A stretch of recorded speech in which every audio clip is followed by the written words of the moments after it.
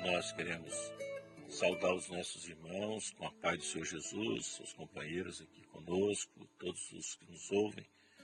E nós vamos abrir a palavra onde que já foi mencionado na Epístola aos Hebreus, no capítulo 12, no verso 28. Diz assim: pelo que tendo recebido um reino que não se pode ser abalado, retenhamos a graça pelo qual sirvamos a Deus agradavelmente, com reverência e piedade, ou seja, amor. Pai eterno, abençoa a tua palavra. Nós oramos em nome de Jesus. Meus amados, a palavra do Senhor, ela tem um aspecto profético importante para nós, para a igreja, dessa última hora, desse momento que nós vivemos, chamado momento do breve, um momento que antecede o arrebatamento da igreja. E nesse capítulo, nesse livro, nesse capítulo, o autor ele começa dizendo, lá no verso 1, ele começa dizendo: portanto nós também, pois que estamos rodeados de uma tão grande nuvem de testemunhas, deixemos todo embaraço, pecado, que tão de perto nos odeia, e corramos com paciência a carreira que nos está proposta. Então o autor ele fala de uma carreira proposta, ou seja, de um projeto de Deus para a vida do homem, para mim, para você, para todos nós que temos recebido a palavra do Senhor. E é muito interessante porque nesse verso que nós lemos, ele fala que nós recebemos um reino que não será abalado. É muito importante, por quê? Porque essa afirmação do autor é contraditória para aquilo que nós temos presenciado no momento que nós vivemos. Porque o mundo é o contrário, o mundo está totalmente abalado, em todos os seus aspectos, seja no lar, familiar, saúde, segurança, os valores, não é verdade? Os valores totalmente invertidos, contrário àquilo que Deus estabeleceu. O homem interior, né? É a crise existencial, é as respostas que as pessoas às vezes não conseguem encontrar diante desse quadro tão difícil. Mas ele fala de um reino que não se abala. Então nós perguntaríamos, que reino é esse?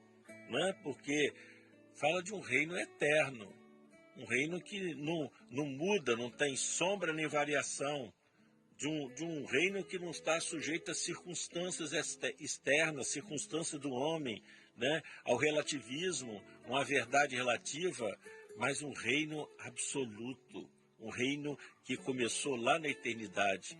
Então ele está falando de um reino eterno. E se nós observarmos, interessante nós vermos isso, que o Senhor Jesus, quando ele fala das parábolas, né, lá em Mateus, no capítulo 13, quando ele fala das parábolas, todas elas inicia dizendo assim: o reino dos céus, o reino de Deus é semelhante.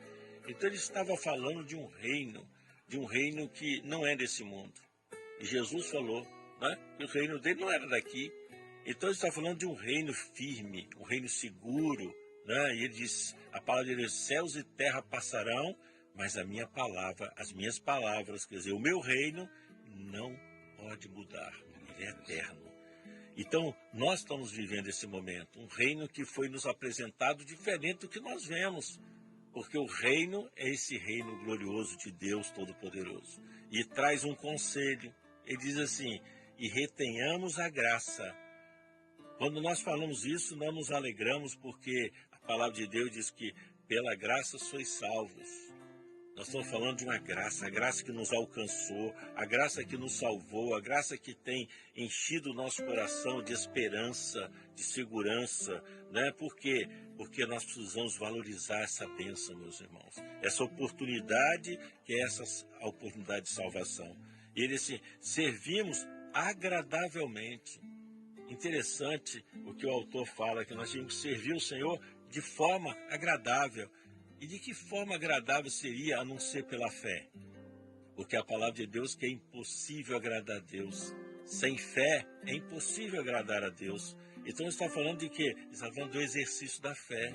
A igreja que nessa hora caminha, não a fé gerada pelo homem, mas a fé que veio da eternidade para mudar a nossa sorte, para desvendar um grande mistério. Então ele está falando de uma operação gloriosa na vida do homem, porque a palavra de Deus diz que o justo viverá pela fé. A igreja, nesse momento, ela não anda segundo os conselhos humanos, não anda segundo aquilo que o homem identifica, o homem quer, interpreta, mas ela vive diante de uma palavra que é absoluta, de uma verdade absoluta que leva um homem e dá a ele segurança de caminhar. Por isso que a palavra de Deus diz: não somos como dos tais que não têm esperança, mas é uma igreja que está envolvida desta fé que em nós foi enxertada pelo Senhor, que age no nosso interior, que traz essa segurança de que não estamos vivendo no mundo aí alheio a todas as coisas, não, de forma alguma. Mas nós estamos sob o olhar glorioso desse Deus Todo-Poderoso. E ele continua dizendo assim: sirvamos a Deus agradavelmente, com reverência e piedade e amor. Né? Então, reverência fala desse momento de uma igreja que está atenta à palavra, que está valorizando esse bem maior que é a palavra revelada, que é a palavra viva, não simplesmente a palavra da vida, mas a palavra viva que transforma, que alegra o coração. E por isso que Romanos, escrevendo, ele fala desse último aspecto, ele fala da piedade e do amor, né? A palavra Romanos, Paulo escrevendo, diz: em ninguém devais coisa alguma, a não ser o amor. Meus irmãos, nós estamos cercados desse amor que se revelou no nosso coração, desse amor que enche o nosso coração de certeza, de alegria. Interessante que quando Jesus ele vê a multidão, ele teve compaixão, ele teve piedade, porque andavam desgarrados como que aqueles que não têm o pastor. E a igreja dessa hora, nós, você, meu irmão, nós estamos vivendo esse momento, onde há um reino que será possuído. E esse reino não pode ser abalado. Ao contrário do reino desse mundo, que está abalado.